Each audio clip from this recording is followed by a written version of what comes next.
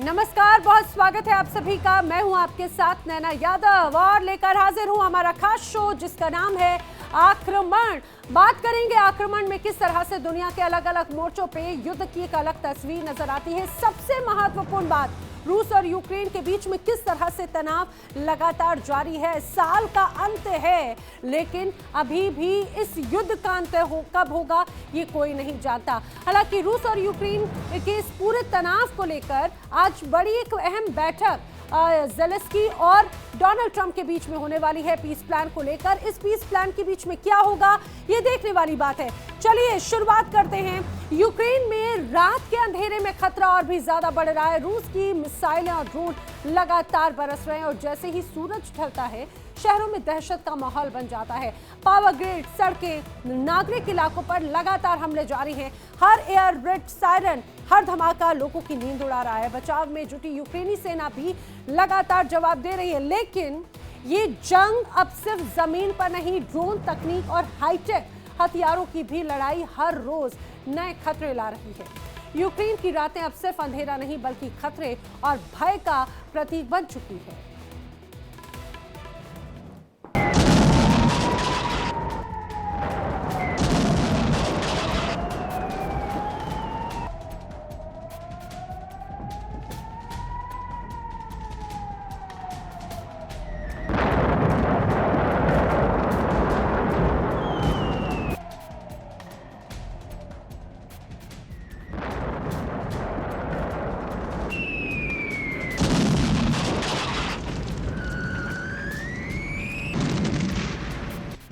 अंधेरी रात और आसमान से बरसते बम।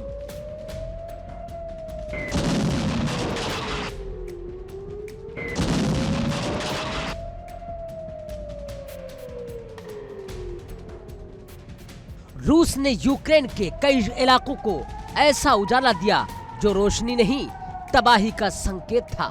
यूक्रेन के शहर शहर में कोहराम मच गया।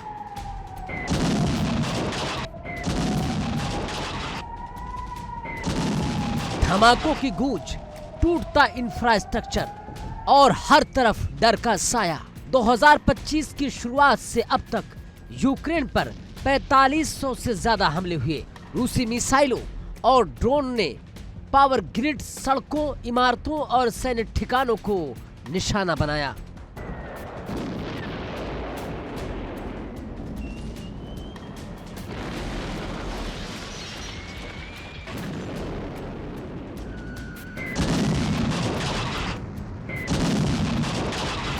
रात के अंधेरे में किए गए इन हमलों का मकसद साफ है, यूक्रेन की कमर तोड़ना, उसकी सैन्य और नागरिक दोनों ताकत को कमजोर कर देना।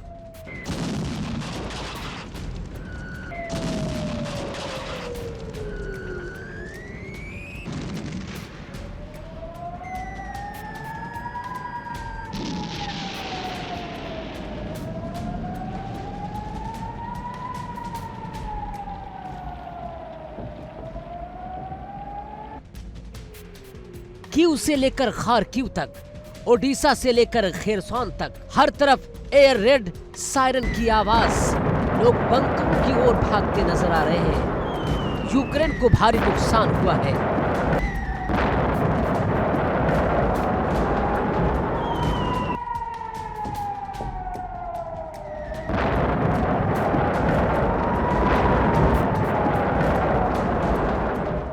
इंफ्रास्ट्रक्चर पर करारा वार हुआ और हालात हर घंटे और तनावपूर्ण होते जा रहे हैं।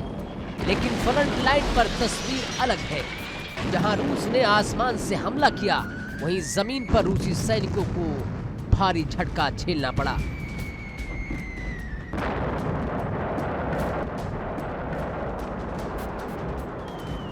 एक हैरान कर देने वाला दृश्य सामने आया।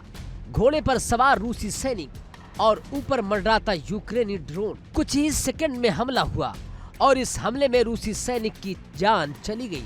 ये तस्वीर बताती है कि अब जंग सिर्फ टैंक और बंदूकों की नहीं, ये ड्रोन वार है, जहां एक छोटी मशीन भी बड़ा खेल पलट सकती है।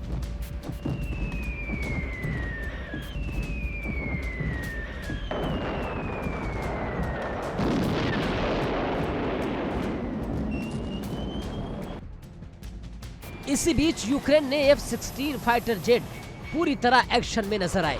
यूक्रेनी वायुसेना ने दावा किया कि F-16 ने रूसी KH-101 क्रूज मिसाइल का पीछा किया और उसे रास्ते में ही रोकने की कोशिश की। ये साफ संकेत है कि यूक्रेन अब सिर्फ बचाव नहीं कर रहा है, बल्कि हर मोर्चे पर जवाब देने को तैयार है।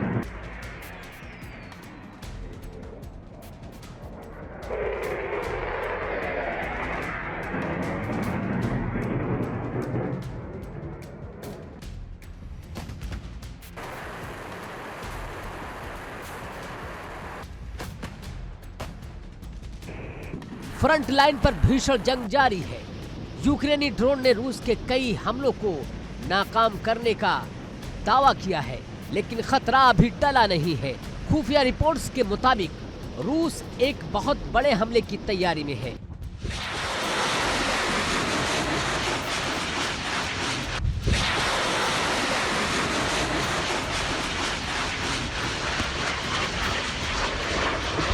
बताया जा रहा है कि करीब 200 रूसी सुसाइड ड्रोन तेजी से यूक्रेन की ओर बढ़ रहे हैं, जिससे यूक्रेन में हड़कंप मच गया है। कीव, खार्किव, ओडिशा, डोनेस्क और खेरसॉन इन टारगेट शहरों में फिर से एयर रेड सायरन बज रहे हैं। लोग सहमे हैं और सेना हाई अलर्ट पर है।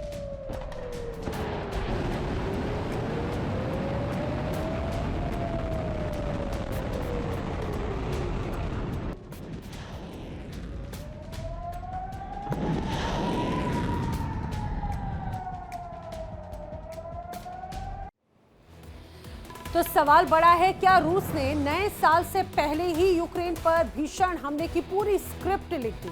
अगर ऐसा हुआ तो वो दिन यूक्रेन के लिए किसी प्रलय से कम नहीं होगा। रूस यूक्रेन जंग अब हर दिन और भी ज्यादा खतरनाक होती जा रही है। हर रात डर लेकर आती है और हर सुबह नए सवाल छोड़ जाती है।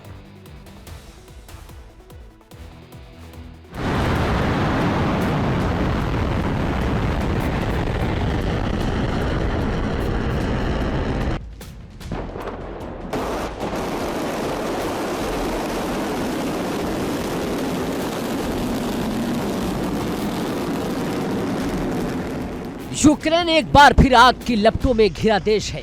एक तरफ रूस की मिसाइलें, दूसरी तरफ भीतर से कमजोर करने की साजिश। यूक्रेन अब सिर्फ आसमान से बरसते हमलों से नहीं, बल्कि जमीन के नीचे छिपे दुश्मनों से भी जूझ रहा है।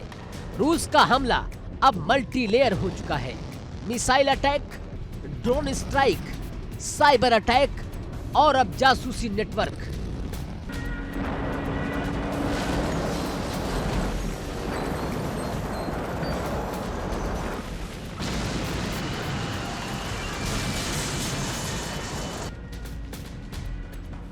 यूक्रेनी खुफिया एजेंसियों का दावा है कि रूस समर्थित जासूस यूक्रेन की एयर डिफेंस सिस्टम को अंदर से नुकसान पहुंचाने की कोशिश कर रहे हैं। कहा जा रहा है कि यूक्रेन की एयर डिफेंस की लोकेशन, मिसाइल इंटरसेप्टर की तैनाती और रडार सिस्टम की जानकारी सीधे रूस तक पहुंचाई जा रही है।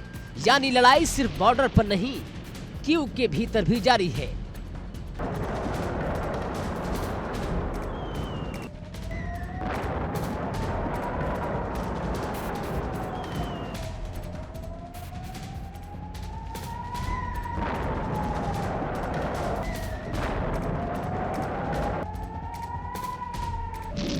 इस बीच बेलारूस से सटे इलाकों में यूक्रेन के कई प्रांत टहल उठे।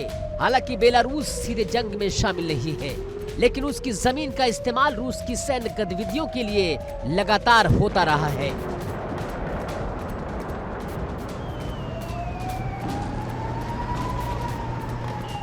रूस की रणनीति अब सिर्फ नजर आ रही है यूक्रेन की सैन्य ताकत को एक एक कर खत्म करना।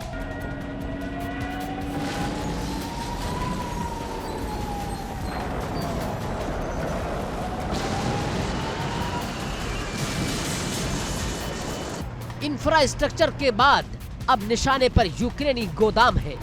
यूक्रेनी रक्षा मंत्रालय के मुताबिक हाल के हमलों में कई हथियार डिपो या तो तबाह हुए हैं या बुरी तरह से क्षतिग्रस्त हुए हैं। रूस जानता है कि अगर हथियार खत्म होंगे तो यूक्रेन की लड़ने की क्षमता खुद ब खुद कमजोर हो जाएगी। निप्रो खार्किव ये सिर्फ शहर नहीं, यूक्रेन की रेजिस्टेंस की पहचान है। लेकिन इन्हीं शहरों में तबाही के सबसे भयावह मंजर सामने आए हैं।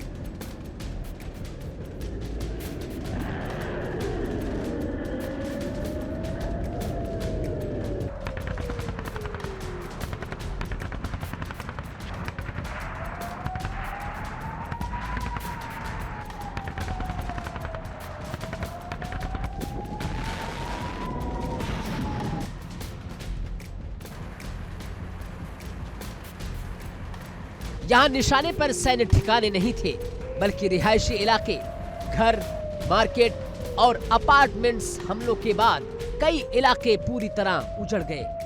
हजारों लोग बेघर हो चुके हैं। कई परिवार रातों रात अपना सब कुछ छोड़ने को मजबूर हो चुके हैं। इमारतें जलकर राख में बदल चुकी हैं। रूस का दावा है कि इन इलाकों में हथियार छिपाए गए थे। माना जा रहा है कि यूक्रेन ने कुछ रिहायशी इलाकों में सीक्रेट गोदाम बनाए और इन्हें नष्ट करने के लिए रूस ने हमले किए हैं।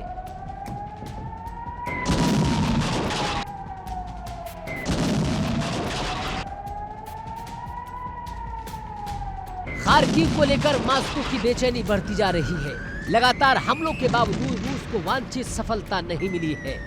इसी वजह से रूस ने घातक हथियारों का इस्तेमाल तेज किया है। खार्किव पर 5 इस्कंदर मिसाइलें दागी गई। सिर्फ मिसाइल नहीं, काब सीरीज के ग्लाइडेड बम का भी इस्तेमाल हुआ।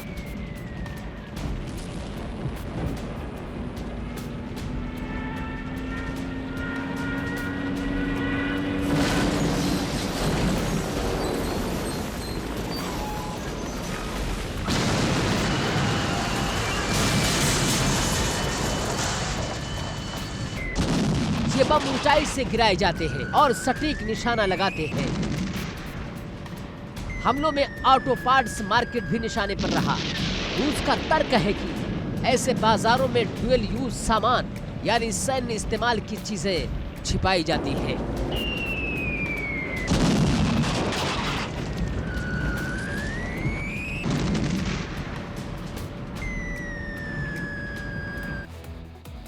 और इसी बीच रूस की नई प्लानिंग का खुलासा हुआ है। यूक्रेन को जानकारी मिली है कि रूस डोनेट्स्क पर बड़ा जमीनी हमला करने की तैयारी में है। खुफिया रिपोर्ट्स के अनुसार 2 अलग-अलग छोरों पर रूसी सैनिकों की तैनाती शुरू हो चुकी है। टैंक, आर्टिलरी और भारी सैन्य वाहन आगे बढ़ाए जा रहे हैं। डोनेट्स्क रूस के लिए रणनीतिक तौर पर बेहद अहम है और अगर डोनेट्स्क पर पूरा कब्जा होता है तो रूस को पूर्वी यूक्रेन में बड़ी बढ़त मिल सकती है।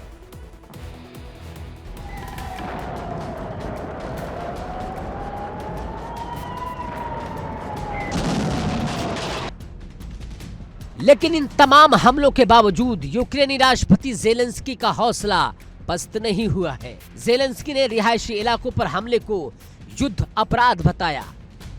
साफ कहा कि यूक्रेन इसका जवाब जरूर देगा और तगड़ा देगा।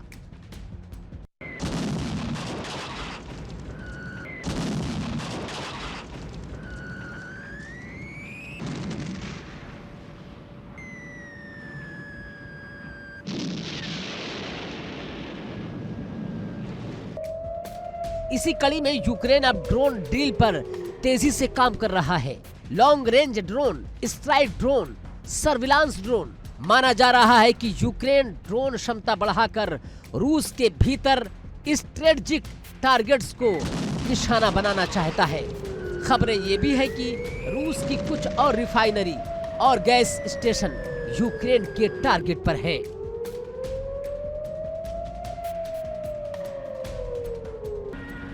इससे रूस की इकोनॉमी और सैन्य सप्लाई दोनों पर असर पड़ सकता है। यानी साफ है कि जंग अब सिर्फ बॉर्डर तक सीमित नहीं, ऊर्जा, हथियार, जासूसी और टेक्नोलॉजी, हर मोर्चे पर आर पार की लड़ाई। अमेरिका और यूरोप यूक्रेन को हथियार देने पर डटे हैं और अड़े हैं।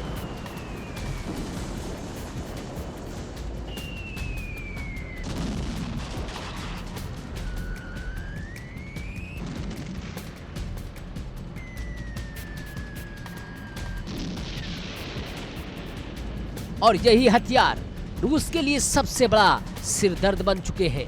एक तरफ रूस की आक्रामक रणनीति है, दूसरी तरफ यूक्रेन का झुकने से इनकार। जंग लंबी है, दावे बड़े हैं।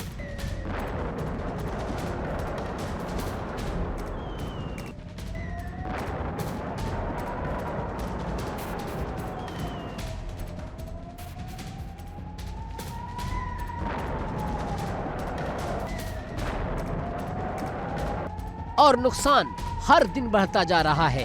अब सवाल सिर्फ यही नहीं कि कौन जीतेगा, बल्कि यह है कि इस जंग की कीमत दुनिया को कितनी चुकानी पड़ेगी।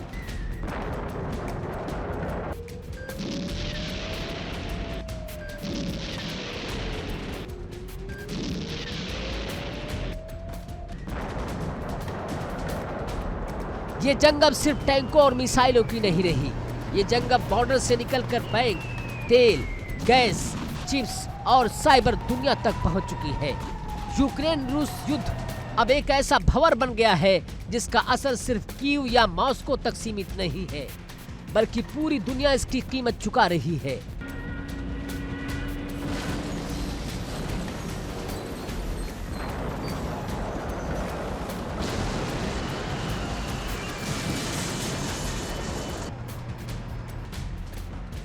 रूस और यूक्रेन के बीच चल रही इस जंग को अब 4 साल होने को है, लेकिन सवाल आज भी वही है, क्या ये जंग खत्म होने के करीब है या फिर दुनिया एक और बड़े लंबे संघर्ष के लिए तैयार हो जाए।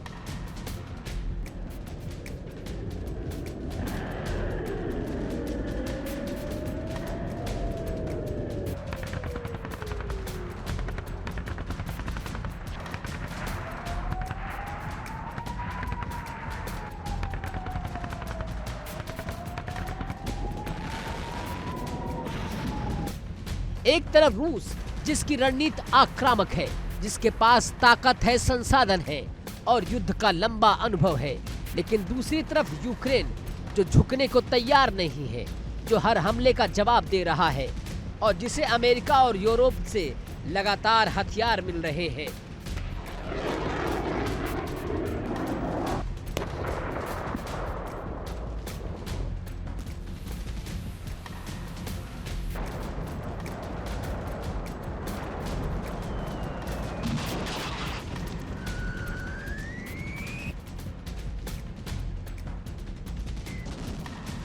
अमेरिका, ब्रिटेन, जर्मनी और नेटो देश यूक्रेन को मिसाइलें दे रहे हैं, ड्रोन दे रहे हैं, एयर डिफेंस सिस्टम दे रहे हैं और यही हथियार रूस के लिए सबसे बड़ा सिरदर्द बन चुके हैं। एक तरफ रूस पीछे हटने को तैयार नहीं है, दूसरी तरफ यूक्रेन हार मानने को राजी नहीं है। युद्ध विराम की बातें होती है, लेकिन जमीन पर हालात हर दिन और गंभीर होते जा रहे हैं। दावा है कि ये जंग लंबी चल सकती है और इसके दांव बहुत बड़े हैं। तो अब सवाल सिर्फ ये नहीं कि इस जंग में कौन जीतेगा, सवाल ये है इस जंग की कीमत दुनिया को कितनी चुकानी पड़ेगी, महंगाई के रूप में, ऊर्जा संकट के रूप में और वैश्विक अस्थिरता के रूप में।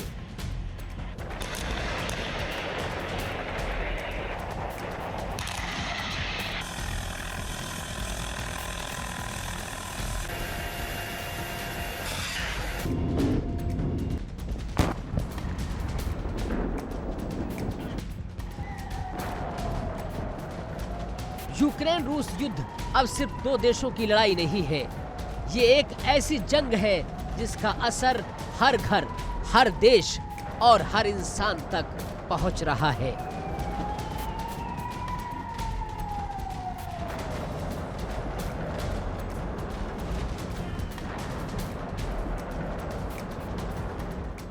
Bureau report, India daily.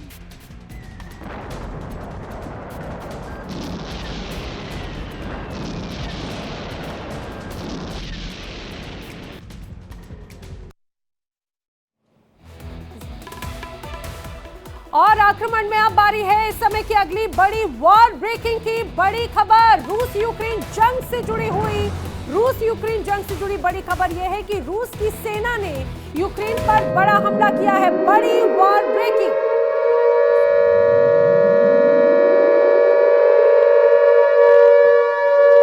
तो रूस की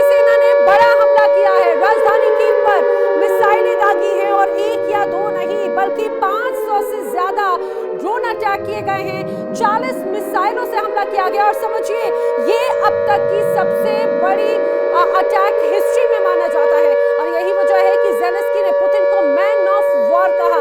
अब समझिए रूस यूक्रेन जंग से जुड़ी हुई ये बड़ी खबर है। साल 2025 जाते जाते कोई राहत क्यों भी देता हुआ नजर नहीं आता है। जिस तरह से हालात यहाँ पर है, कीव और अन्य इलाकों में भी बड़े हमले रूस की तरफ से किए गए हैं। रूस और यूक्रेन के बीच में जारी जंग का ये सबसे विध्वंसक हमला माना जा रहा है।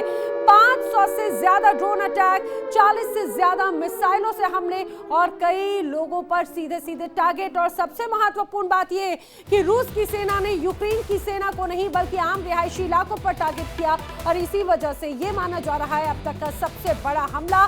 500 से ज्यादा ड्रोन हमले यूक्रेन के रिहायशी इलाकों को टारगेट बनाया गया। एक तरफ लगातार शांति की बात है, एक तरफ ये कहा जा रहा है कि रूस और यूक्रेन के बीच में अब जंग खत्म हो, शांति बहाल हो, दोनों मुल्कों के जो बाशिंदे हैं उनमें राहत की सांस हो। लेकिन आखिर राहत मिलेगी कैसे, शांति मिलेगी कैसे जब रूस ताबड़तोड़ बड़े हमले करता है। और हमले भी कैसे, आइए उसकी तस्वीर दिखाते हैं। ये देखिए, ये ड्रोन अटैक है, ये ड्रोन दागा गया है, ये धरती है यूक्रेन की राजधानी कीव और यहाँ पर रूस की तरफ से बड़े हमले किए गए, रूस की तरफ से ड्रोन भेजे गए और एक या दो नहीं 500 से ज्यादा ड्रोन भेजे गए हैं। 500 से ज्यादा ड्रोन अटैक और टारगेट हुआ है सीधे सीधे रिहायशी इलाके। आप देखिए यहाँ पर आपको आसपास बिल्डिंग्स नजर आती हैं, इमारतें नजर आ रही हैं, यानी कि यह है रिहायशी इलाका और उसके ऊपर आपको मंडराता हुआ यहाँ पर ड्रोन नजर आता है। लाल घेरे में नजर टिकाए रखिए, ये है रूस की हरकत जहां पर आम जनता को टारगेट किया गया आम बाशिंदों को और हुआ है जोरदार करारा प्रहार। बताया जाता है इस हमले में 2 लोगों की जो है जान गई है, कई लोग गंभीर रूप से घायल हैं। जिन इलाकों पर टारगेट किया गया वो 1 या 2 नहीं बल्कि राजधानी कीव के अलग अलग इलाके थे। आप समझिए कि अब रूस का टारगेट है सीधे सीधे कीव को दहलाना और रूस का ये मकसद क्लियर कट है कि वो सीधे सीधे ज़ेलेंस्की की कुर्सी को हिलाना चाहते हैं।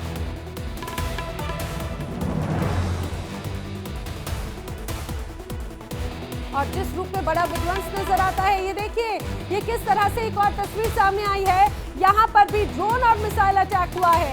ये यूक्रेन और रूस के इस युद्ध की तस्वीर को दर्शाती है। एक तरफ आसमान में यूं ही ड्रोन मंडराता हुआ नजर आता है और सीधे टकराता है रिहायशी हाई राइज बिल्डिंग में और वहां पर होता है जोरदार धमाका। इसी बीच कुछ लोग सड़क पर थे, गाड़ियां वहां से गुजर रही थी, अचानक से ड्रोन अटैक होता है। वहां पर जो लोग थे वो इसकी जद में आते हैं। देखिए एक तरफ बिल्डिंग पर टारगेट, दूसरी तरफ आम जनता पर। कीव में अलग अलग जगहों पे कुल 500 से ज्यादा ड्रोन अटैक हुए हैं, 40 से ज्यादा मिसाइलें दागी गई हैं। और इसी बीच एक और बड़ी खबर, इन हमलों के बीच में आज ज़ेलेंस्की और डोनाल्ड ट्रंप की मुलाकात होने वाली है। और बड़ी खबर ये कि ये जो मुलाकात है वो पीस प्लान को लेकर है।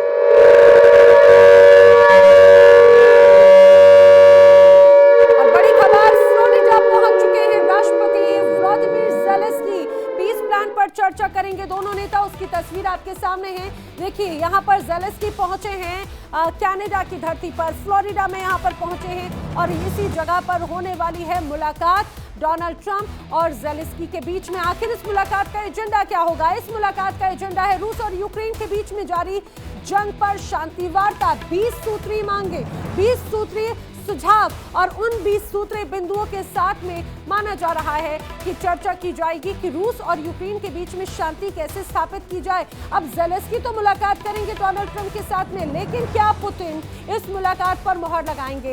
इस मुलाकात में जो तमाम बिंदुओं पर चर्चा होगी, क्या उसमें व्लादिमीर पुतिन मानेंगे? ये देखने वाली बात है। फिलहाल ये जो तस्वीर आप देखिए, यहाँ पर फ्लोरिडा पहुंचे हैं ज़ेलेंस्की और आज का दिन रूस और यूक्रेन के लिए अहम दिन साबित हो सकता है। लेकिन समझिए एक तरफ है मुलाकात और दूसरी तरफ लगातार ताबड़तोड़ हमले। मुलाकात के एक दिन पहले ही ये कहा जाए कि जिस तरह से बड़े हमले किए गए, चाहे बात क्रिसमस की रात जोरदार धमाके, जोरदार हमलों की हो या फिर न्यू ईयर के पहले कीव को एक बार फिर से दहलाने की, आखिर क्या संदेश देना चाहते हैं व्लादिमीर पुतिन, उससे समझा जा सकता है। फिलहाल ये तस्वीरें फ्लोरिडा की धरती पर पहुंच चुके हैं व्लादिमीर ज़ेलेंस्की। ये एक्सक्लूसिव तस्वीर इंडिया डेली आपको दिखा रहा है।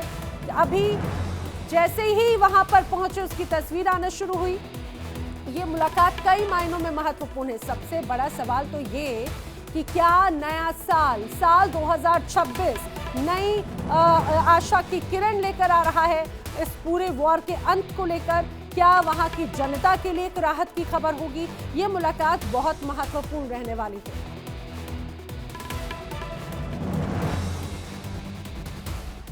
एक्सक्लूसिव तस्वीर हम आपको दिखा रखे हैं ज़ेलेंस्की के यहाँ पर पहुँचने की। यहाँ के जो सैन्य अधिकारी हैं, यहाँ के जो ऑफिशियल्स हैं, उन्होंने ज़ेलेंस्की का वेलकम किया और आज अब से कुछ देर के बाद में मुलाकात होगी। जब भारत में रात का अंधेरा होगा तो मुलाकात का वक्त होगा, खासतौर से फ्लोरिडा में। लेकिन बात अगर रूस और यूक्रेन युद्ध की करें तो इन पूरे युद्ध में बहुत से लोग प्रभावित हुए हैं।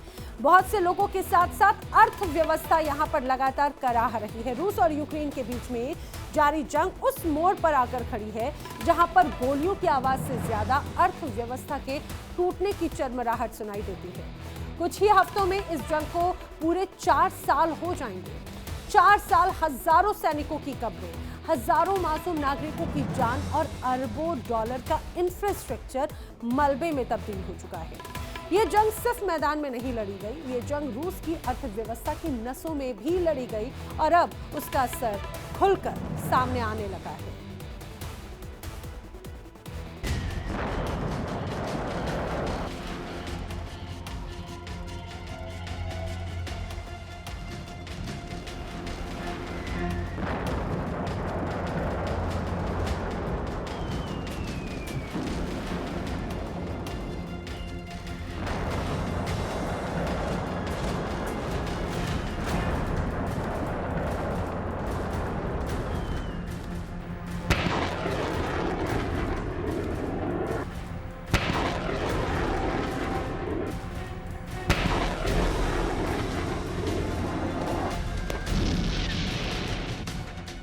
अब युद्ध के मोर्चे से ज्यादा चर्चा हो रही है रूस के आर्थिक सेहत की। दावा है कि यूक्रेन पर हमले की रूस को भारी आर्थिक कीमत चुकानी पड़ रही है।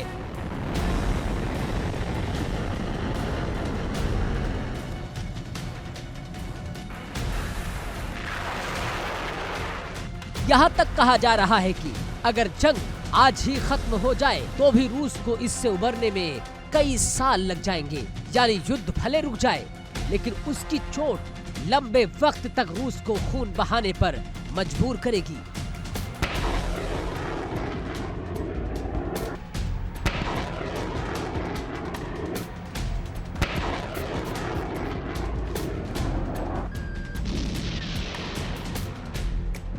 जंग के साथ साथ रूस पर बढ़ता जा रहा है आर्थिक बोझ, बढ़ता सैन्य खर्च, घटती आमदनी और उसके बीच पुतिन सरकार की कर्ज पर निर्भरता।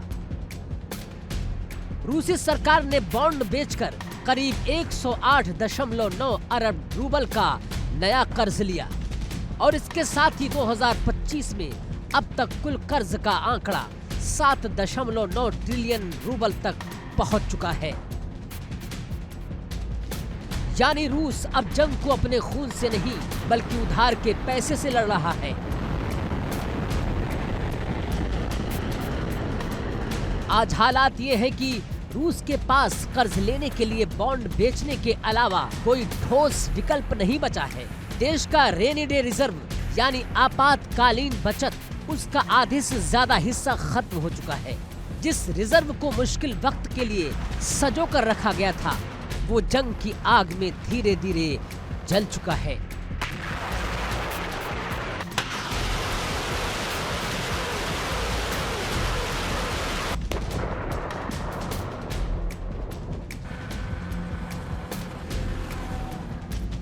इसी बीच रूस का बजट घाटा लगातार बढ़ता जा रहा है और इसकी सबसे बड़ी वजह सैन्य खर्च रिपोर्ट्स के मुताबिक रूस का मिलिट्री बजट 30 से 60% तक बढ़ चुका है।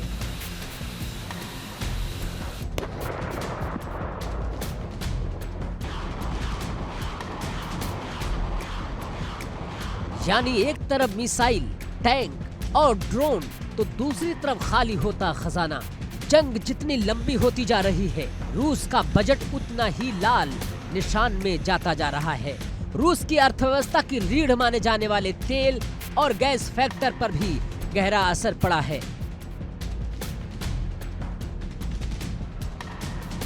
अमेरिकी प्रतिबंधों के बाद तेल और गैस से होने वाली कमाई घटती जा रही है। जहां कभी ऊर्जा सप्लाई रूस का सबसे बड़ा हथियार थी, आज वही उसकी सबसे बड़ी कमजोरी बनती जा रही है। कम आमदनी, ज्यादा खर्च और ऊपर से युद्ध का दबाव।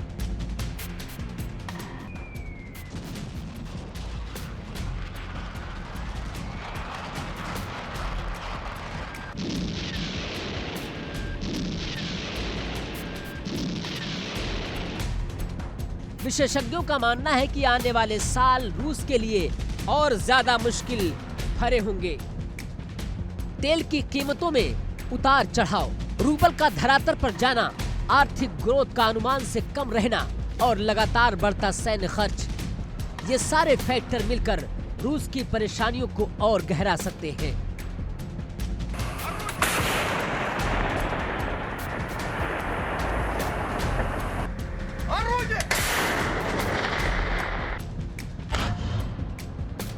अगर ब्याज दरें ऊंची बनी रही और तेल गैस से कमाई और घटी तो रूस एक खतरनाक आर्थिक चौराहे पर खड़ा नजर आएगा,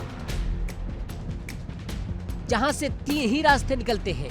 पहला रास्ता टैक्स बढ़ाना, जिसका सीधा असर आम जनता पर पड़ेगा।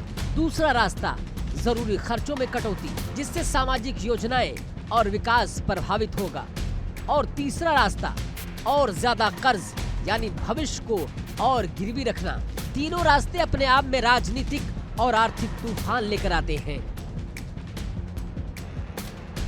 यूक्रेन की जमीन पर जो बम गिर रहे हैं, उनका असर मॉस्को के बजट पेपर पर साफ दिखाई दे रहा है। ये जंग सिर्फ सीमाओं की लड़ाई नहीं, ये रूस की आर्थिक आत्मा पर हमला है, जहां हर मिसाइल खजाने को और खाली कर रही है।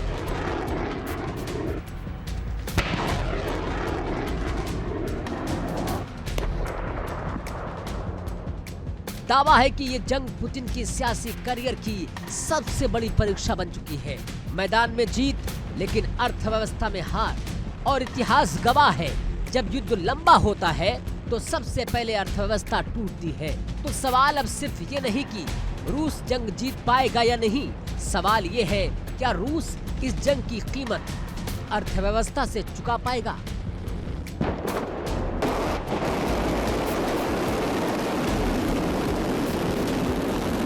4 साल की जंग, हजारों जाने, अरबों का नुकसान और अब कर्ज का पहाड़।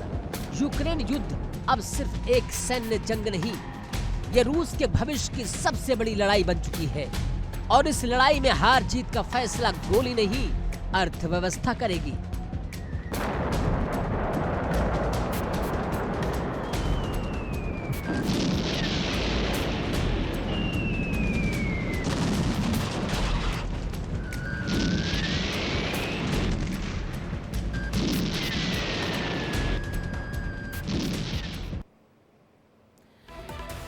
वहीं दूसरी तरफ यूक्रेन की मुसीबत थमने का नाम नहीं ले रही है। टूटता इंफ्रास्ट्रक्चर, खाली होते खजाने, सैनिकों की घटती तादाद और महंगाई की मार से कराहता आम यूक्रेनी। यह है जंग की वो तस्वीर जिसमें जीत हार का फैसला आज तक नहीं हुआ, लेकिन हाँ, नुकसान हर दिन जरूर बढ़ता गया और बोझ सीधे सीधे जनता के कंधों पर डाल दिया गया।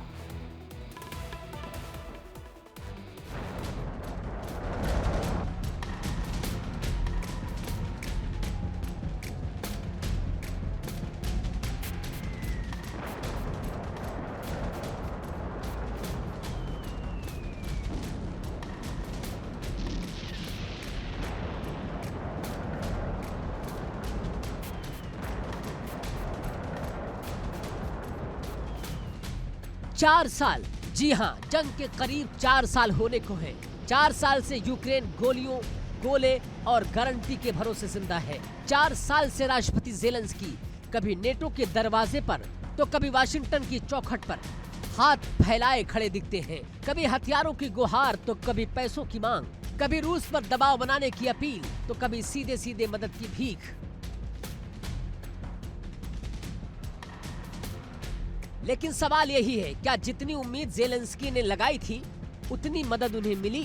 नेटो देशों ने मदद की, अमेरिका ने भी सपोर्ट दिया, लेकिन शर्तों के साथ, किश्तों में और अपनी रणनीतिक मजबूरियों के हिसाब से। यूक्रेन को चाहिए फुल सपोर्ट, मिला हाफ सपोर्ट और नतीजा हालात बद से बदतर होते चले गए।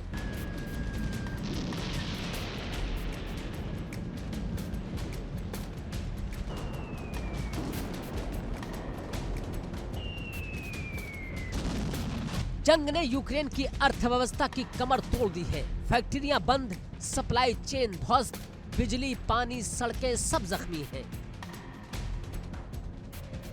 जो शहर कभी यूरोप की उम्मीद थे, आज मलबे में तब्दील हो चुके हैं। यूक्रेन की मुसीबतें कम होने का नाम नहीं ले रही हैं, बल्कि हर गुजरते दिन के साथ और गहरी और खतरनाक होती जा रही हैं।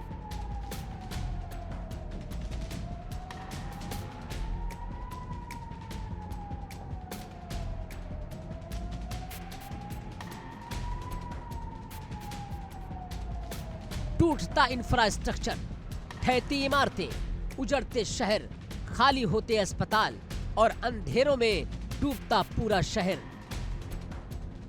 बल्कि यूं कहें पूरा देश। ये कोई फिल्मी सीन नहीं है, ये यूक्रेन की जमीनी हकीकत है।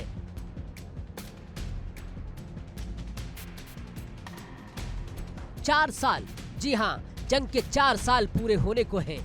4 साल से यूक्रेन युद्ध के मैदान में खड़ा है। 4 साल से गोलियां चल रही हैं, 4 साल से मिसाइलें गिर रही हैं और 4 साल से यूक्रेन की सांसें उधार पर चल रही हैं।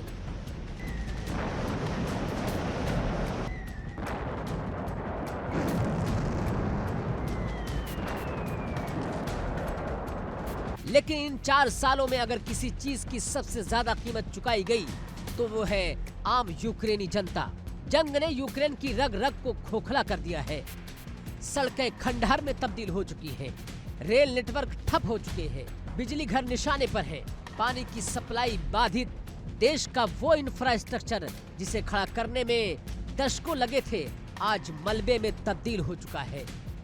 और इसी तबाही के बीच यूक्रेन एक और बड़ी चुनौती से जूझ रहा है, सैनिकों की भारी कमी। लड़ाई लंबी होती जा रही है, थकान साफ नजर आती है, भर्ती की रफ्तार धीमी है और जो सैनिक मोर्चे पर हैं, वो मानसिक और शारीरिक तौर पर टूटते नजर आ रहे हैं।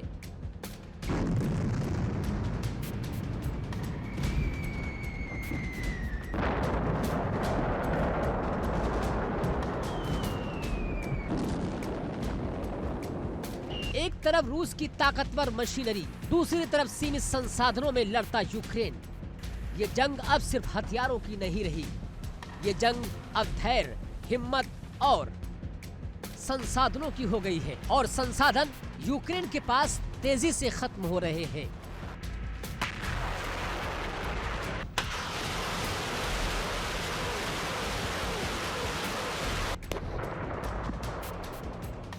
खजाना खाली होता जा रहा है, सरकार पर कर्ज का बोझ बढ़ता जा रहा है, विदेशी मदद पर निर्भरता खतरनाक स्तर पर पहुंच चुकी है।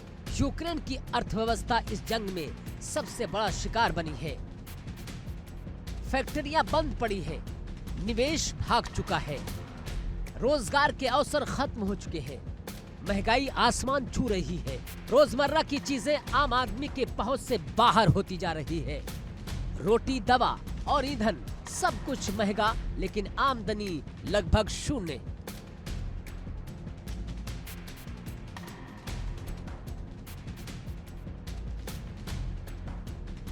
और यही वजह है कि यूक्रेन के अंदर आक्रोश पनप रहा है। लोग सवाल पूछ रहे हैं, आखिर कब तक होगी ये जंग और किस कीमत पर? सड़कों पर नाराजगी है, सोशल मीडिया पर गुस्सा उबल रहा है, सरकार की नीतियों पर सवाल उठ रहे हैं। लोग पूछ रहे हैं क्या हम किसी और की जंग लड़ रहे हैं? क्या यूक्रेन सिर्फ मोहरा बनकर रह गया है? और इन सवालों के बीच ज़ेलेंस्की 4 सालों में शायद कोई ऐसा मंच बचा हो जहां उन्होंने मदद की गुहार न लगाई हो। कभी नेटो देशों के सामने हाथ फैलाया तो कभी अमेरिका से सीधी अपील की, कभी हथियारों की मांग की, कभी फंडिंग की अपील की, कभी रूस पर दबाव बनाने की गुहार लगाई। हर इंटरनेशनल समिट, हर वैश्विक मंच ज़ेलेंस्की के लिए मदद मांगने का मंच बन गया।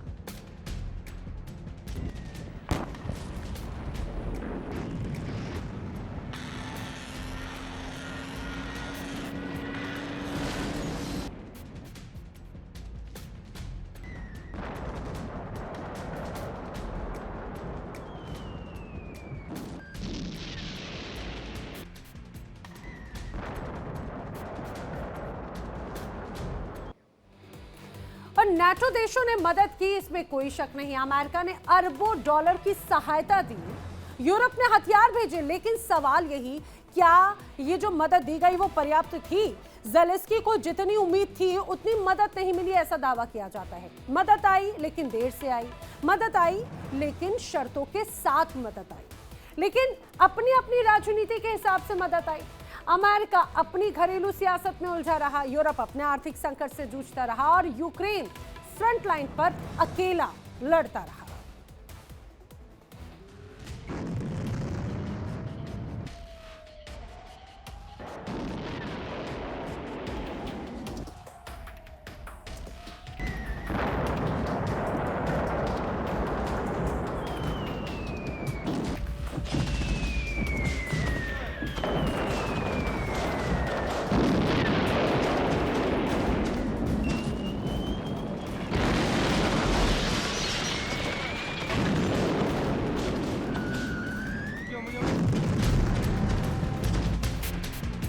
जंग जितनी लंबी होती गई, पश्चिमी देशों का उत्साह उतना ही ठंडा पड़ता गया। अब वही देश जो पहले खुलकर साथ खड़े थे, आज हिचकिचाते नजर आ रहे हैं। कारण साफ है, इस जंग की कीमत अब उन्हें भी चुकानी पड़ रही है। ऊर्जा संकट, महंगाई, आर्थिक दबाव। हर देश अब पहले अपना फायदा देख रहा है और इससे बदलते समीकरण में यूक्रेन की स्थिति और कमजोर होती जा रही है। रूस दबाव बनाए हुए है, जंग का मैदान थकान की परीक्षा ले रहा है।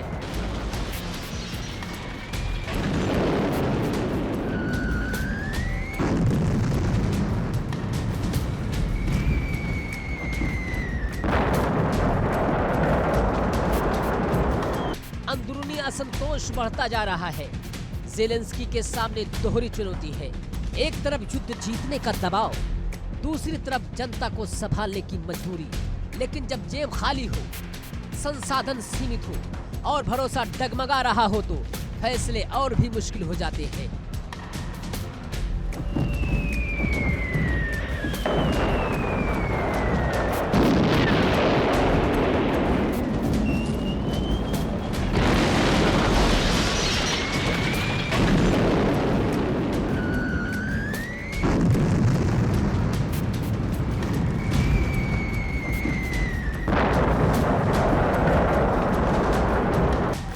आज यूक्रेन ऐसी जंग लड़ रहा है जिसमें जीत का रास्ता साफ नहीं, हार की कीमत बहुत भारी है।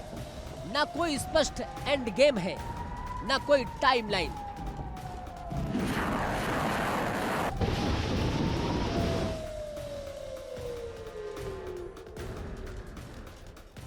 बस लगातार बढ़ता नुकसान, शहर उजड़ रहे हैं, पीढ़ियां प्रभावित हो रही हैं, बच्चों का भविष्य दांव पर है। एक पूरी नस्ल युद्ध की छाया में बड़ी हो रही है। रूस को भी नुकसान हुआ है, लेकिन यूक्रेन के लिए ये जंग अस्तित्व की लड़ाई बन चुकी है। हर दिन सवाल गहरे होते जा रहे हैं, हर दिन उम्मीद कमजोर पड़ती जा रही है। क्या नेटो आखिरी दम तक साथ देगा? क्या अमेरिका अपनी प्राथमिकताएं बदलेगा? या फिर यूक्रेन को इस जंग की सबसे बड़ी कीमत अकेले चुकानी पड़ेगी?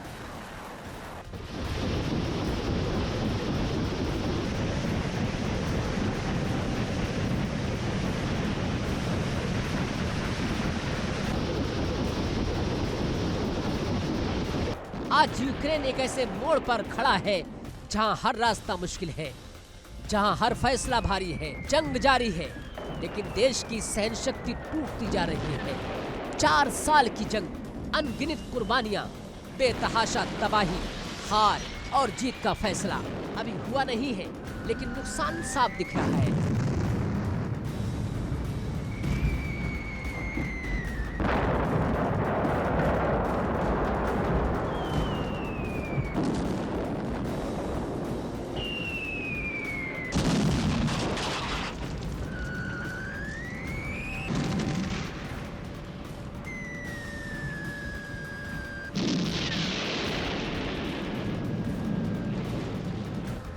यूक्रेन की कहानी अब सिर्फ युद्ध की नहीं, ये कहानी है टूटते सपनों की, थकती जनता की, घटती उम्मीदों की।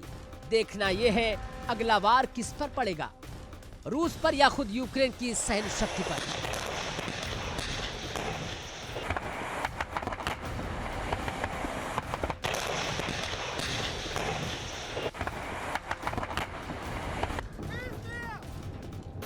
एक ऐसा देश जो 4 साल से जंग के साए में जी रहा है, जहां हर सुबह डर के साथ होती है और हर रात अनिश्चित भविष्य के सवाल छोड़ देती है। देखना यह है अगला वार किस पर पड़ेगा।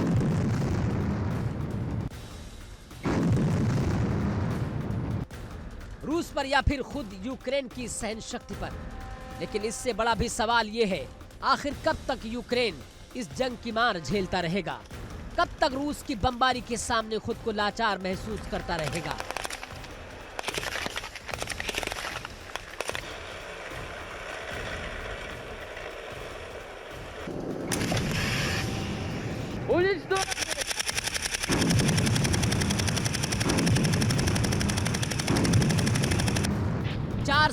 चार साल से यूक्रेन के शहर निशाने पर हैं। 4 साल से आम लोग अपने घर छोड़ने को मजबूर हैं। 4 साल से बच्चों की पढ़ाई, बुजुर्गों की दवाइयाँ और परिवार की रोजमर्रा की जिंदगियाँ, सब कुछ युद्ध की कीमत चुका रहा है।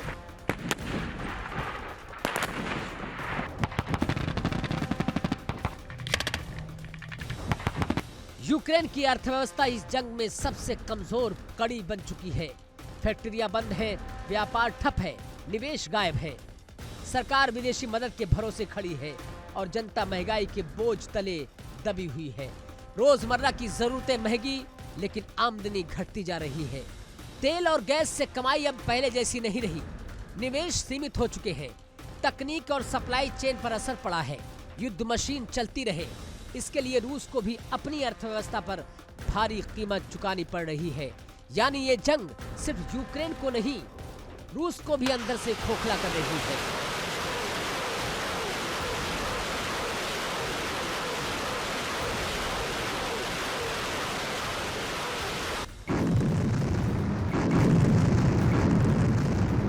एक तरफ यूक्रेन की अर्थव्यवस्था सांसें गिन रही है, तो दूसरी तरफ रूस की आर्थिक रफ्तार भी धीमी पड़ रही है।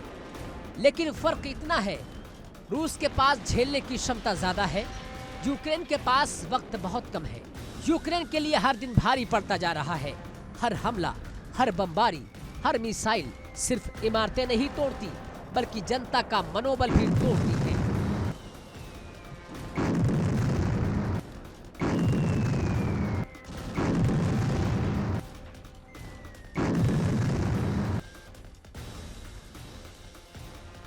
तो सवाल सीधा है, क्या रूस यूक्रेन की ये जंग दोनों देशों की अर्थव्यवस्था को तबाह करके ही दम लेगी?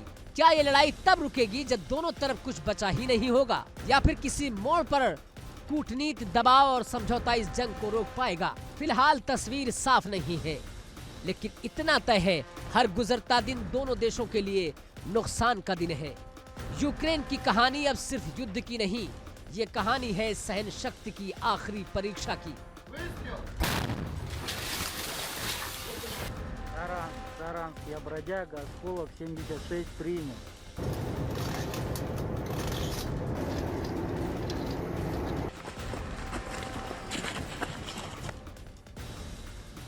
और रूस के लिए भी ये जंग जीत से ज्यादा कीमत की कहानी बनती जा रही है। अब देखना है, क्या ये युद्ध किसी नतीजे पर पहुंचेगा या फिर दोनों देशों की अर्थव्यवस्था को तबाह करके ही रुकेगा? Bureau report, India daily.